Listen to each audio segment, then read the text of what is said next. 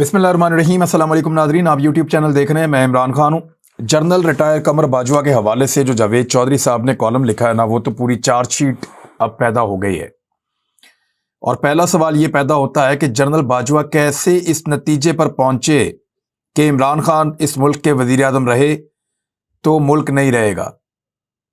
यानी कैसे एक फौजी जर्नैल इस नतीजे पर पहुंच सकता है कि फलां आदमी अगर पाकिस्तान का वजीर आज़म रहा तो ये मुल्क नहीं रहेगा।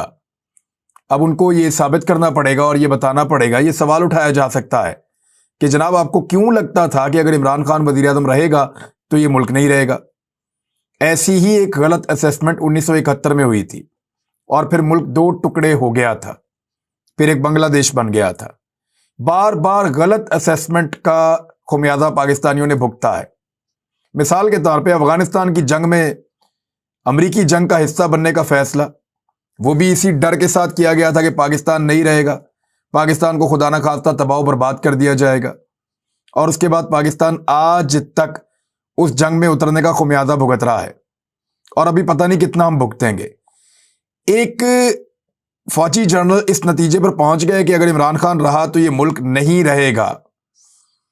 यानी वो इस नतीजे पर पहुंच गए और उसके बाद इमरान खान की हुकूमत खत्म हो गई। ये कैसे हो सकता है कि हुकूमत खुद ही खत्म हो जाए?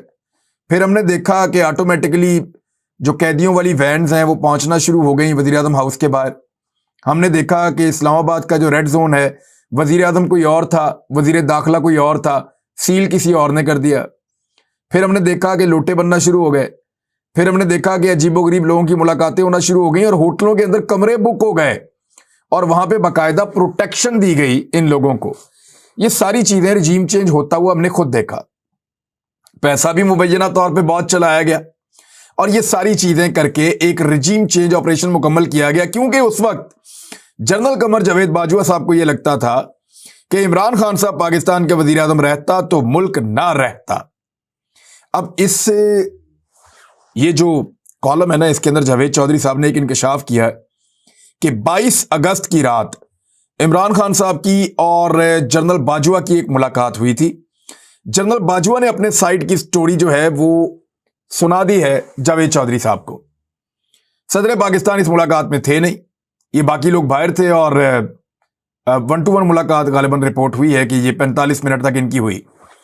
अब दोनों में से एक आदमी बता सकता है, तो ये बात जो है वो जनरल कमर जावेद बाजवा ने ही बतानी थी, तो उन्होंने फिर ये मुलाकात जो है उसके बारे में बातचीत बताई है जावेद चौधरी को।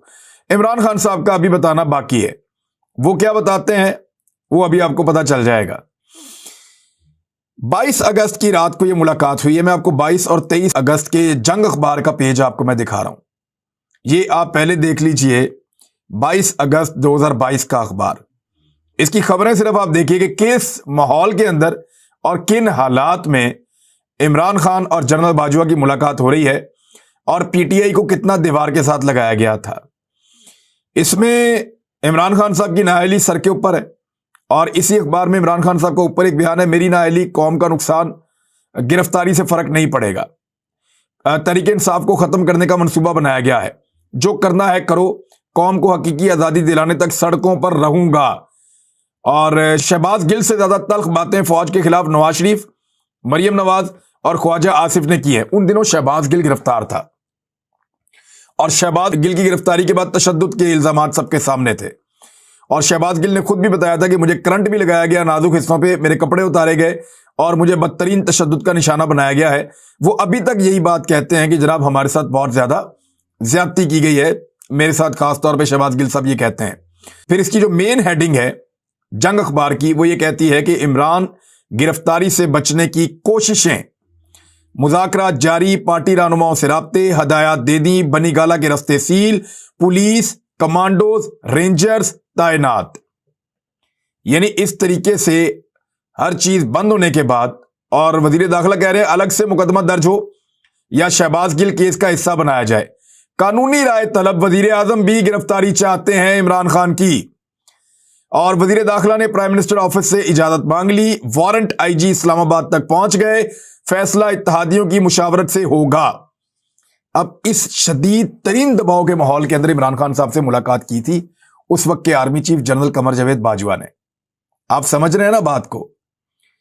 یعنی یہ دباؤ شدید ترین بڑھا کے شہباز گل کو گرفتار کر دیا، کمانڈوز تعینات کر دیے، رینجرز وہاں پہ آ گئی، پولیس کمانڈوز آ گئے، سب نے آ کر گھیرا ڈال لیا، وارنٹ آئی جی کے حوالے کر دیا گیا، وزیر اعظم ہاؤس سے گرفتاری کا کہہ دیا گیا، شہباز گل کے ٹارچر کی خبریں لگاتار باہر آ رہی ہیں، عمران خان کی نااہلی کا ریفرنس بھیج دیا گیا، اس کی ایک تقریر کو لے کر ایک پورا ایک بہت بڑا معمہ کھڑا کر دیا گیا۔ اس قدر شدید دباؤ کے بعد عمران خان صاحب سے ملاقات کی گئی۔ اب آپ سمجھ رہے ہوں گے کہ ملاقات سے پہلے دباؤ کیوں ڈالا جاتا ہے، یہ تو آپ زیادہ بہتر سمجھ سکتے ہیں جس ماحول میں یہ ملاقات ہو رہی ہے۔ بہرحال 23 اگست 2022 اگلا دن جب ملاقات ہو چکی تھی، اس کے بعد کی خبریں دیکھیں۔ مین ہیڈنگ اس کی یہ ہے کہ عمران کے خلاف توہین عدالت کارروائی، خاتون جج کو دھمکی، اسلام آباد ہائی کورٹ کے تمام ججز کا نوٹس جاری کرنے پر اتفاق، لارجر بینچ آج سماعت کرے گا۔ دہشت گردی کے مقدمے میں عمران خان کی 3 روز کے لیے حفاظتی ضمانت منظور، جمعرات تک انسداد دہشت گردی عدالت سے رجوع کرنے کا حکم۔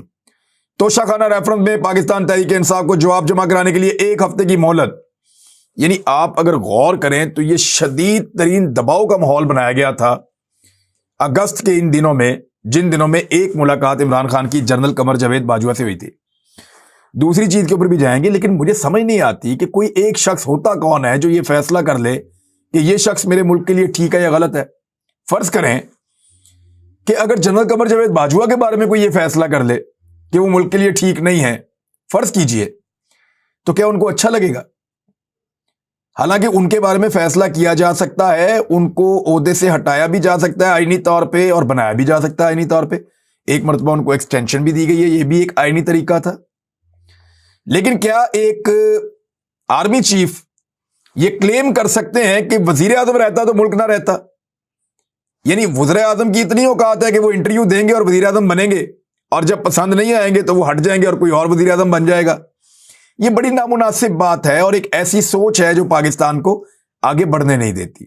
بہت نامناسب بات ہے۔ اس کالم نے بہت کچھ مواد دیا ہے، آنے والے 1 ہفتے تک اس کا پوسٹ مارٹم چلتا رہے گا، جو کچھ جنرل باجوہ صاحب نے کہا ہے، کیونکہ جاوید چودھری صاحب تو سیدھی سیدھی وہی باتیں بتائیں گے جو باجوہ صاحب نے جاوید چودھری صاحب کو بتائی ہیں۔ اب ان باتوں میں سے نکل کے آ رہا ہے وہ آپ دیکھتے چلی جائیے، آپ کو پتہ چل جائے گا۔ ناظرین، ایک خبر یہ ہے کہ پاکستان اور آئی ایم ایف کے درمیان تمام معاملات طے پا گئے، لیکن حقیقت یہ ہے کہ اب پاکستان کی قوم کے اوپر بڑا زبردست قسم کا مہنگائی کا ایک طوفان آنے والا ہے۔ ترقیاتی منصوبے رکنے والے ہیں۔ یعنی اس آئی ایم ایف کے ساتھ جو پاکستان نے یہ معاہدہ کیا ہے، پاکستان کی پوری تاریخ کے اندر اتنا بدترین معاہدہ کبھی نہیں ہوا۔ پاکستان کو اگر حقیقی معنوں میں کسی نے گروی رکھا ہے تو اس معاہدے میں شہباز شریف کی حکومت نے پاکستان کو حقیقی معنوں میں گروی رکھ دیا ہے۔ یہ بچت کرنے کے لیے بالکل تیار نہیں ہے۔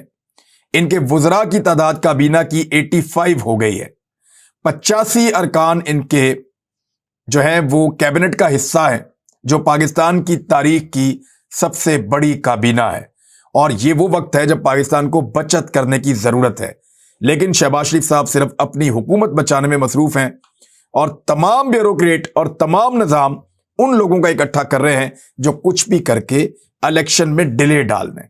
لیکن اب معاملہ عدالت میں چلا گیا ہے، کیا ہوگا وہ بعد میں بتاتا ہوں، لیکن پہلے آپ یہ دیکھیں کہ وزیر خزانہ اسحاق ڈار صاحب نے کہا جی کہ ہمارے مذاکرات کامیاب ہو گئے ہیں، لیکن یہ کامیاب مذاکرات تو اس کا نتیجہ تو یہ نکلے گا کہ آئی ایم ایف تھوڑے پیسے دے گا۔ وہ پیسے کتنے ہیں وہ بھی میں آپ کو بتا دیتا ہوں۔ پاکستان کو 1 ارب 10 کروڑ ڈالر قرض کی اگلی قسط کی منظوری ابھی دی جائے گی۔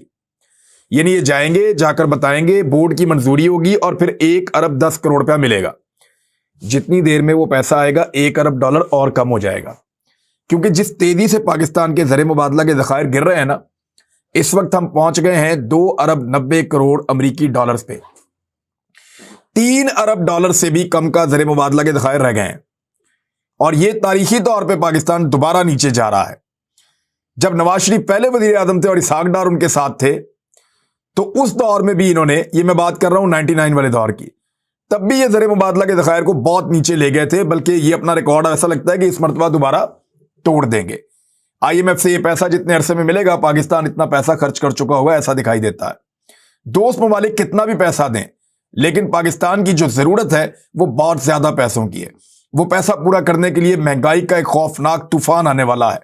پیٹرولیم مصنوعات مہنگی ملیں گی، گھی مہنگا ملے گا، چاول، آٹا، چینی، دالیں، ہر چیز آپ کو بہت مہنگی ملے گی، اور یہ بوجھ قوم کو اٹھانا پڑے گا، کیونکہ اب آپ کے پاس کوئی اور چارہ نہیں ہے۔ پاکستان کی مارکیٹ رکی ہوئی ہے، پاکستان کے اندر اکنامک ایکٹیویٹیز اتنی بڑی ہو نہیں رہی، اور اکنامک ایکٹیویٹیز نہ ہونے کی وجہ سے معیشت کا پہیہ اتنا تیز نہیں چل رہا، اہداف پورے نہیں ہو رہے۔ جو چیزیں انہوں نے مان لی ہیں اس میں بدترین مہنگائی ہے، یہ معاہدہ قوم کے سامنے لایا جانا چاہیے، کیونکہ ذرائع سے جو چیزیں پتہ چل رہی ہیں وقتاً فوقتاً باہر آئی ہیں وہ بڑی خوفناک ہیں، اور یہ پورا معاہدہ قوم کے سامنے رکھا جائے کہ انہوں نے IMF کے سامنے ملک کو کس قیمت پر گروی رکھا ہے۔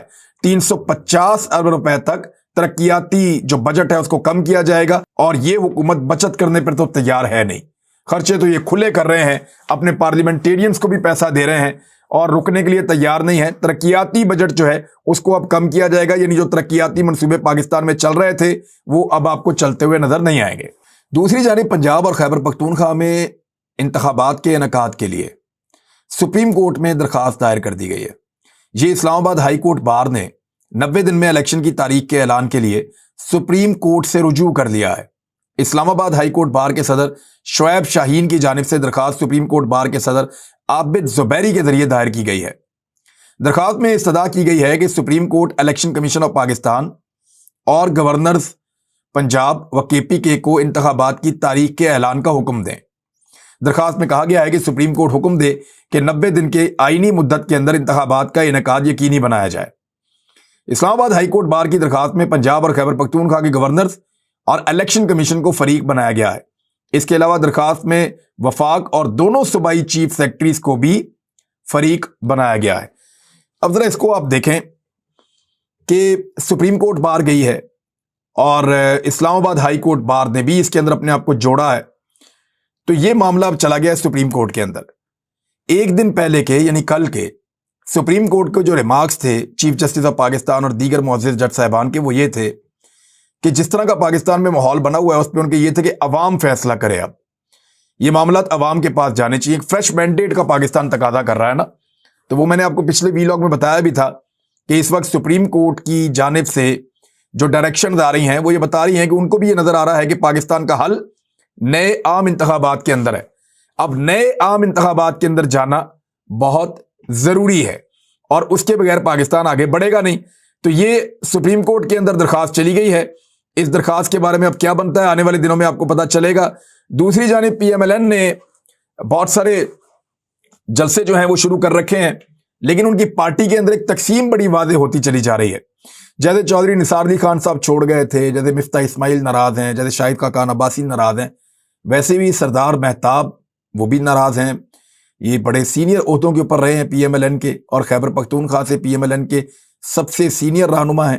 ان کا یہ ماننا ہے کہ پیسے والے اور ایسے لوگ جن کے پاس وسائل زیادہ ہیں، جو سیاسی نہیں ہیں لیکن ان کے پاس پیسہ زیادہ ہے، ان کو عہدے بانٹ دیے گئے ہیں، اور ان کے ذریعے سے خیبر پختونخوا کی سیاست چلانے کی کوشش کی جا رہی ہے۔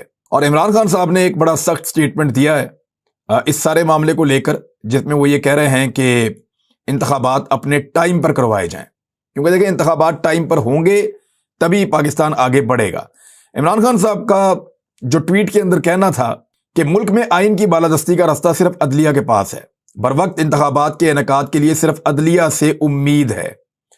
انہوں نے کہا کہ موجودہ حکومت انتخابات کرانے میں سنجیدہ نہیں ہے، ہم انتخابات میں پارٹی ٹکٹ صرف وفاداروں اور مخلص لوگوں کو دیں گے۔ اور APC کے بارے میں انہوں نے کہا کہ APC بلا لیں، جانے یا نہ جانے کا فیصلہ بعد میں کریں گے، پہلے حکومت دہشت گردی کے خلاف APC تو بلا لے، پھر ہم دیکھیں گے۔ پھر عمران خان صاحب نے مریم نواز کے بارے میں کہا کہ مریم نواز کو مسز منڈیلا بنا کر پاکستان میں لانچ کرنے کی کوشش کی گئی ہے، اور انہوں نے کہا نواز شریف وطن واپس آئیں، انہیں اپنی مقبولیت کا اندازہ ہو جائے گا، جبکہ مریم نواز کو مسز منڈیلا بنا کر لانچ کرنے کی کوشش بری طرح ناکام ہو گئی ہے۔ IMF سے جو معاہدے ہیں عمران خان صاحب نے اس پہ بات کی ہے کہ مہنگائی کا طوفان آئے گا، حکمران اپنے ڈالر باہر منتقل کر رہے ہیں، اب معیشت کو صرف سمندر پار پاکستانیوں کی سرمایہ کاری بچا سکتی ہے، اور یہ بہت بڑی ریئلٹی ہے۔ لیکن سمندر پار پاکستانی پاکستان میں پیسہ لائیں کیوں؟ یہاں اپرچونٹی کیا ہے اس وقت؟ دیکھیے حکومت کو پالیسیز دینی پڑتی ہیں، حکومت کو इस तरह की पॉलिसीज बनानी पड़ती हैं जिससे ओवरसीज पाकिस्तानियों को सहूलतें मैसर आए। यहाँ पे तो जो ओवरसीज पाकिस्तानी पाकिस्तान में आते हैं उनके लिए कोई एयरपोर्ट के ऊपर इज्जत देने का इंतजाम नहीं है। जितना पैसा ओवरसीज पाकिस्तानी बाहर से भेजते हैं इतना तो पाकिस्तान कर्जा नहीं लेता पूरे साल में, इतने की तो हम एक्सपोर्ट्स नहीं करते। तो हर बंदे को हम सहूलत देते हैं। जो ओवरसीज पाकिस्तानी बाहर से पैसा कमाकर पाकिस्तान भेजने वाले हैं, जब वो पाकिस्तान वापस आते हैं तो कैसे वो एयरपोर्ट्स के ऊपर रुल रहे होते हैं ये भी हमने देखा है। यानी उनके लिए भी कोई ना कोई इंतजाम बनाया जाए और थोड़ी सी उनके लिए सहूलत पैदा की जाए, लेकिन पाकिस्तान के अंदर ऐसी कोई चीज बदकिस्मती से की नहीं जाती। और आखिरी सबसे अहम खबर बताना तो मैं आपको भूल गया, और वो खबर जो है वो एयरवे के ऊपर आई है, और वो खबर दी है राजा रियाज साहब ने। राजा रियाज साहब ने एक बहुत बड़ा झटका दिया है पाकिस्तान तहरीक इंसाफ को, ये कहते हुए कि अगर इमरान खान ने मुझे बुलाकर भी टिकट देने का कहा तो मैं टिकट नहीं लूंगा। अब पाकिस्तान तहरीक इंसाफ जो है उसकी ये हालत हो गई है कि राजा रियाज जैसा आदमी बुलाकर भी अगर इमरान खान कहेंगे तो वो टिकट नहीं लेगा। हाँ, अगर मरियम नवाज ने टिकट देने के लिए कहा तो फिर सोचूंगा। जबरदस्त राजा साहब। अब तक के लिए इतना ही, अपना ख्याल रखिएगा, अपने इस चैनल का भी अल्लाह हाफिज़।